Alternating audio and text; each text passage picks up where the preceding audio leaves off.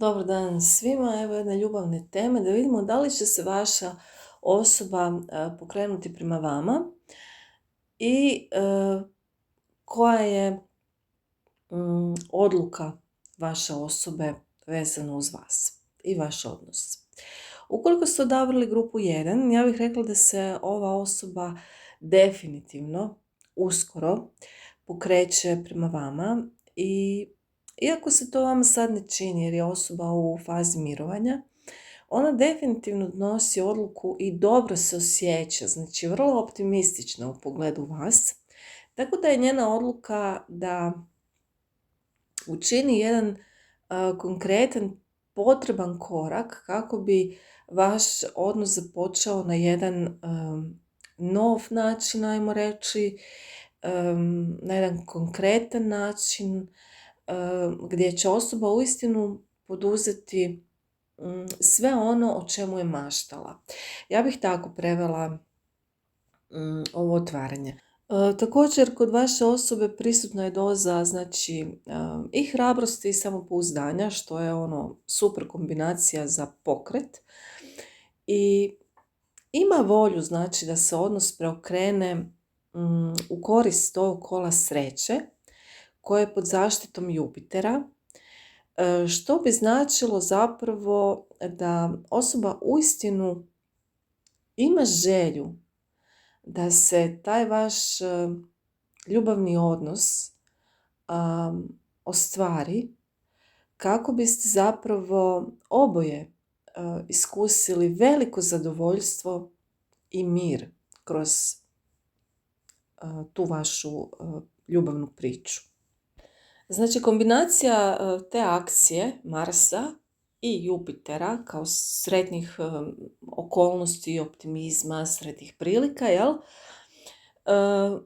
bi se prevela da je zapravo vaša osoba u formi, da je dobro, da je optimistična, ali kažem, iako trenutno miruje, ona mašta o načinima pokretanja ka vama i ovdje mislim da će biti važna ta neka kreativna sila koja će ju potaknuti na djelovanje i koja će zapravo pokrenuti dobru priliku za pokret ka dobrim događajima. Tako bih ja to nekako sročila. Tako da u ovoj priči mislim da će ovaj pokret vaše osobe prema vama, koji će se dogoditi, iako kažem ide možda malo sporije, će uistinu biti konkretiziran. Jer imamo konjanika novčića koji je ovdje uistinu skoncentriran na taj svoj cilj, na taj svoj način pokretanja, pošto ovdje vidimo da sa 7 kupova osoba uistinu mašta i očito razmatra neke opcije kako, na koji način da se pokrene, kako ćete vi to prihvatiti, hoćete li vi uopće biti voljni surađivati u tom nekom, ajmo reći, ljubavnom odnosu, komunikaciji, pokretanju priče koju on ili ona pokrene. Tako da mislim da su ovdje naglašene jako lijepe stvari sa kartom zvijezda. Mislim da ta kreativna sila koja izvire iz svih nas, pa tako iz vaše osobe i koja će ju nagnati zapravo da osjeti taj poriv kada je pravo vrijeme da se pokrene, donijeti uistinu dobro u vaš život i mislim da ćete biti sve u svemu zadovoljni. Međutim, ono što je ovdje naglašeno i što je zapravo važno jest to da ovdje poruka karata da vi morate surađivati. Morate imati vjere u sebe i morate povratiti taj neki izgubljeni optimizam ukoliko ste ga izgubili. I zapravo morate ovu ljubavnu priču željeti. Znači ovdje nije dovoljno da vi želite samo dokaz da ovoj osobi stalo. Već ukoliko se ta osoba pokrene, vi definitivno morate, ukoliko želite da taj odnos napreduje i ide prema naprijed, morate sve to skupa uistinu prihvatiti od srca i surađivati zajedno sa svemirom i sa tom osobom koja će biti zaista voljna poraditi na vašem odnosu. Jer karta zvijezda je zapravo, što se tiče odnosa, uistinu povoljna za svaku vrstu partnerskog odnosa, za obitelj. I ovdje uistinu će vam se popraviti i zdravstveno stanje ukoliko imate nekih problema, kako ova priča bude se pokretala i pokazivala te svoje pozitivne pomake, i vaše zdravstveno stanje, vaše raspoloženje, sve to će se popraviti. Tako da kažem, bitno je da surađujete. Nemojte se prepustiti i samo čekati. Ako vidite da osoba radi korak ka vama, dajte joj podršku, pokažite joj da to želite. Jer vas ova osoba uistinu osjeća i nekako sa dvojkom mačeva, koja je karta katkad blokiranih emocija, izbjegavanja, osoba je u fazi neodlučnosti upravo zato jer osjeća možda da će donijeti pogrešnu odluku ako krene prema vama, a vi zapravo odbijete tu suradnju, te emocije, tu ljubavnu priču. Znači, uza svu tu volju, optimizam, želju za pokretom, osoba ipak imate određene prikrivene strahove i sa ovom dvojkom mačeva, sa te dvije oštrice, ona važe te svoje odluke sa mjesecom u vagi i važe zapravo emocije, kako vi dišete prema njoj, što se sve možda dogodilo u prošlosti, što bi se moglo dogoditi u budućnosti. Tako da ja vidim ovdje u principu jednu složeniju misaonu priču vaše osobe koju ona promišlja i donosi zapravo taj nekakav konkretan pomak, konkretno rješenje kroz naredni period, kada će ona, kažem, vama pristupiti na jedan vrlo prijateljski način, ja bih čak rekla da će vam mnogo toga predložiti. Mislim, osoba zaista ima jako puno ideja kako biste vi mogli unaprijediti svoj odnos, svoj život, kako biste možda mogli putovati, kako biste mogli ostvariti svoje želje koje očito osoba zna da oboje želite. Tako da ovdje je vrlo jedna dobra priča, kolo sreće se okreće, osoba stoji čvrsto na svojim nogama, kažem, dobro se trenutno osjeća i definitivno će se pokrenuti ka vama, ali kažem, surađujte u toj priči, budite otvoreni, budite emotivno željni da iskažete tu svoju emociju prema toj osobi ukoliko je imate, i mislim da je stvarno važno da kada ova osoba stupi na taj vaš put, da joj otvorite zapravo pristup ka vama, jer ćete samo tako dobiti sve ono što ova osoba želi, a što vrlo vjerojatno želite i vi. A što vi želite, zapravo to vi najbolje znate, tako da evo, ovo je bilo čitanje za grupu 1. Ja vam želim sve najbolje. Želim vam da se ovo prekrasno čitanje ostvari, ali kažem, malo ćete još možda morati pričekati da osoba iskristalizira svoje misli i da onda sa tim svojim izoštrenim umom i bistrinom ostvari taj pokret, tu ideju vašeg ljubavnog odnosa za budućnost. Toliko eto za ovaj put. Hvala vam na slušanju, hvala vam na lijepim komentarima, lajkovima, pretplatama i čujemo se u nekom narednom videu. Bok!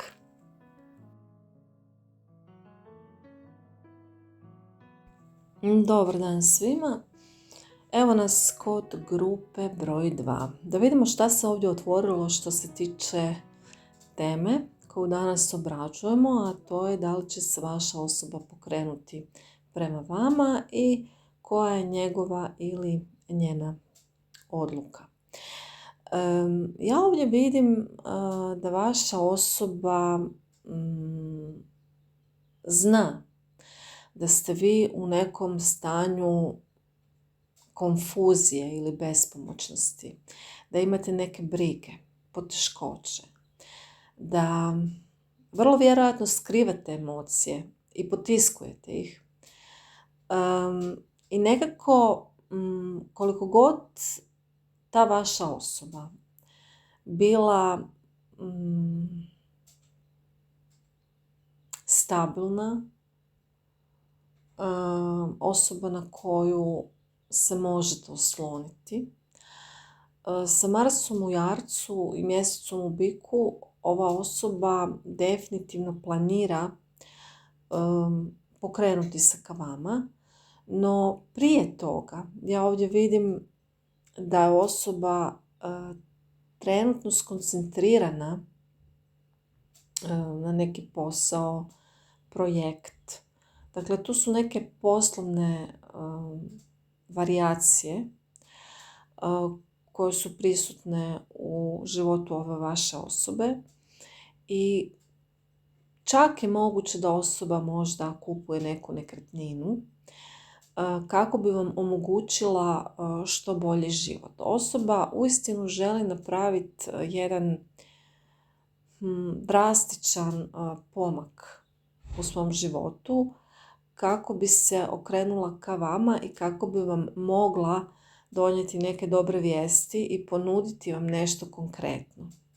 Znači, ovdje nekako vidim da će se osoba pokrenuti ka vama nakon što završi to nekakvo poslovno poglavlje života koje će biti uspješno. Osoba je vrlo ambiciozna i vrlo je emotivno stabilna, iako moguće da osoba baš kao i vi ne pokazuje previše emocije. Ali osoba želi nešto dovršiti kako bi se mogla okrenuti ka vama i ponuditi vam, znači, nešto konkretno, ponuditi vam zaštitu, ponuditi vam neko harmonično rješenje kako biste oboje mogli uživati u ovom ljubavnom odnosu.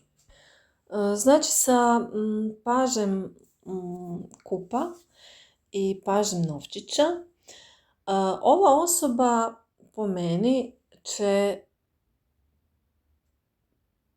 steći emocionalnu slobodu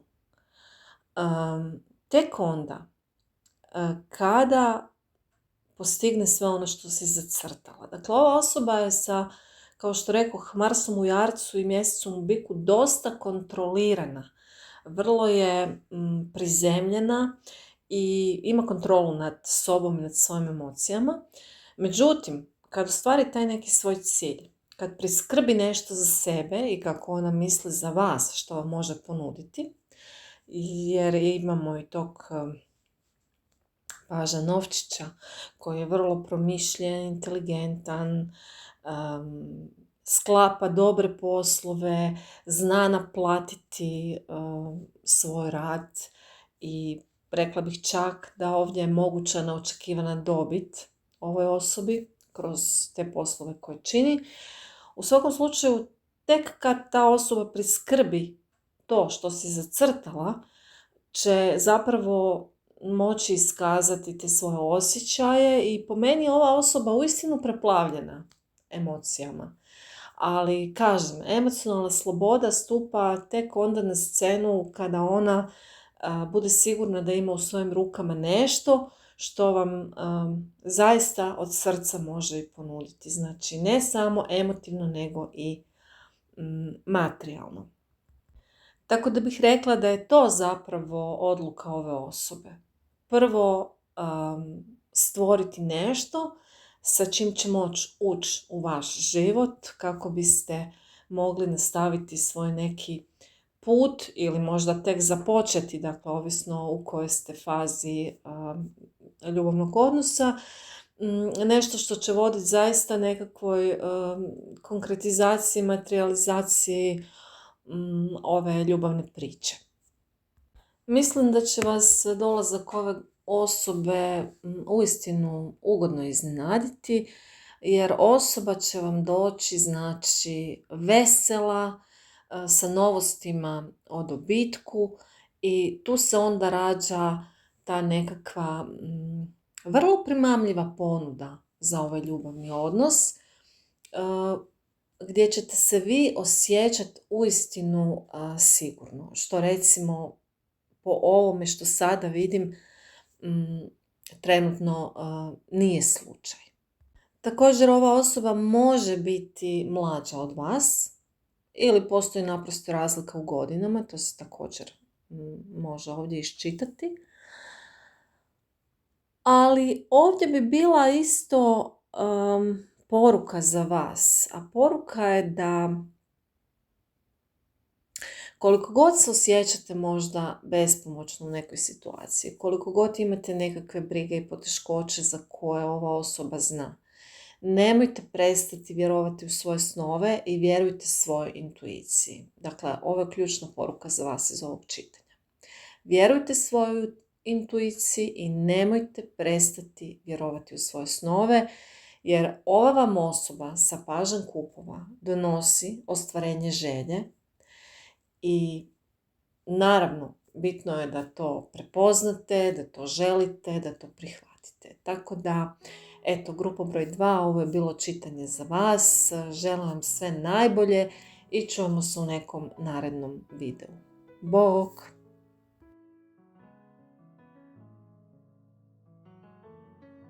Dobar dan svima, evo nas kod grupe 3, pa da vidimo da li će se vaša osoba pokrenuti prema vama i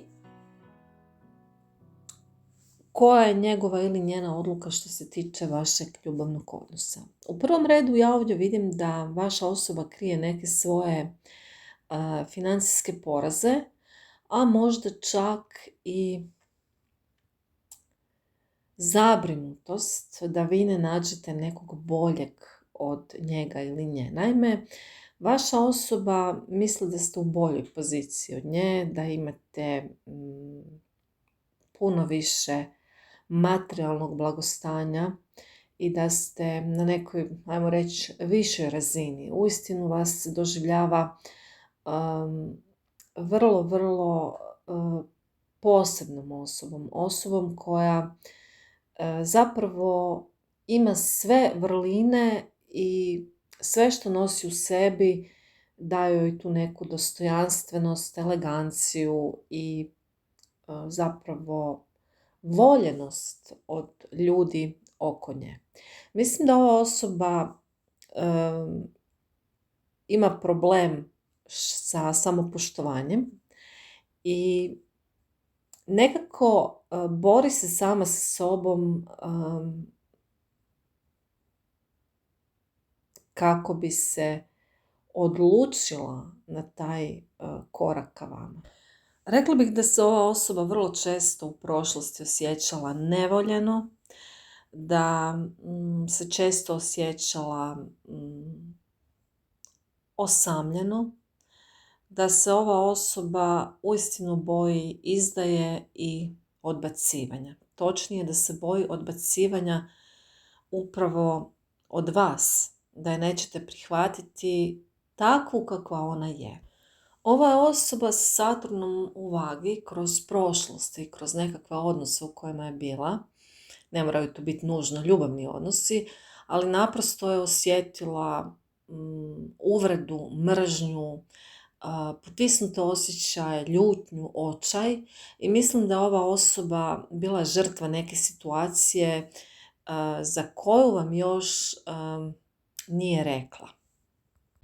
I tu sad zapravo ja vidim borbu unutar te osobe da pokuša stvari gledati na neki nov način, što po meni ona pokušava, uistinu pokušava i trudi se kako bi te svoje nekakve unutarnje nedoumice, strahove i taj osjećaj odbačenosti pokušala na neki način eliminirati. Vas doživljava kao nekog ko nema velike probleme, znači kao nekog ko ima sposobnost prilagoditi se u životu, pronaći nekakva povoljna rješenja što se financija tiče. Možda imate neke prilike ili ste imali priliku doći u nekakav bolji materijalni položaj, možda ste imali više prilika za neki bolji posao od ove osobe. U svakom slučaju ova osoba zaista želi i trudi se da prevaziđe sve te svoje strahove i da se pokrene ka vama. To je zapravo njena odluka ovdje. Da prvo treba prevazići ono što je negativno unutar nje, sa čim se bori, a zatim sa novim načinom gledanjem na stvari ta osoba bi željela krenuti vama u susret. Pa čak bih rekla kad gledam ovako cik-cak ove tarot karte da osoba zaista ima jedno strahopoštovanje prema vama i nekako čak se boji da ukoliko dođe do nekog razvoja situacije kako bi ona željela, da je zapravo i vi u nekoj budućnosti ne izdate. Ne znam u kakvom ste odnosu, vi i vaša osoba, međutim vidim da je ovdje bilo možda nekakvih neslaganja. Sad, da li između vas dvoje ili se to neslaganje bazira kroz obitelj ove osobe, bilo da se radi o majci ili o nekom članu familije, ili pak možda se osoba pribojava da bi bilo neslaganja u odnosu obzirom na taj aspekt financija. Nekako osoba bi željela, po meni, ovako kako ja to vidim, željela bi te svoje financije dovesti u red da vam može ponuditi veću količinu novaca čak. Evo, tako osoba nekako razmišlja i onda bi kao ona bila na nekako približnoj razini na kojoj ste vi. Dakle, osoba definitivno želi pokrenuti se ka vama, međutim unutar nje trenutno su još uvijek nekakve borbe, nedoumice, strahovi, još uvijek te rane nisu zacijelile onako kako bi trebale. Tako da mislim da ova osoba će se još malo držati onako po strani, ali koliko vidim ova osoba se trudi sve to razriješiti sama sa sobom i želi početi jedan nov život, želi početi gledati život, ljude, vaš odnos na jedan nov način i ova osoba je svjesna apsolutno svega. Znači ovo nije neko ko se baš prepušta, ne, ali zaista ova osoba radi na sebi i radi na tim svim svojim materijalnim pitanjima kroz život koja je muče i koja želi dovesti u red. Tako da, evo, grupa broj 3, ovo je bilo čitanje za vas. Želim vam sve najbolje, budite strpljivi i budite zapravo vašoj osobi